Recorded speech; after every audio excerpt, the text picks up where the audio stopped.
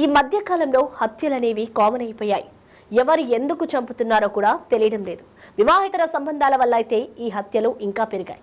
ఒకరికొకరు కడదాకా తోడుండాలని అగ్ని సాక్షిగా పెళ్లి చేసుకున్న వారు మధ్యలోనే వారి బంధానికి ముగింపు పలుకుతున్నారు.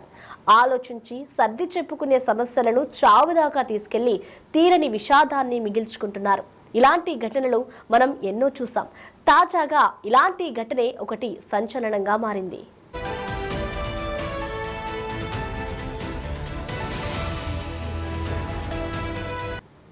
పొరగింట్లో ఉంటున్న ఓ వివాహితకు ఆమె స్నేహితుడు వాట్సాప్లో పంపిన మెసేజ్ వారిద్దరి హత్యకు దారితీస్తుంది.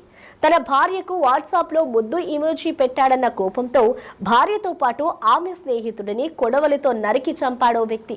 కేరళని పతనందిట్ట జిల్లా కలంజూరుకు చెందిన బైజు తన భార్య వైష్ణవితో కలిసి నివసిస్తున్నాడు. వారికి 10-5 వయసు ఉన్న 2 కొడుకులు ఉన్నారు.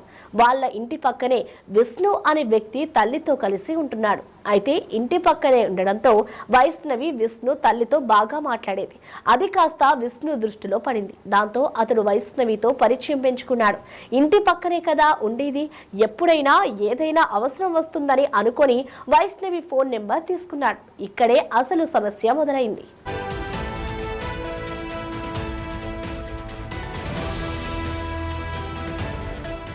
విష్ణు ఓసారి వైష్ణవి వాట్సాప్ లో ముద్దు ఇమోజీని పంపాడు. విష్ణు పంపిన ఆ మెసేజ్ కాస్త వైష్ణవి భర్త బైజు చూశాడు.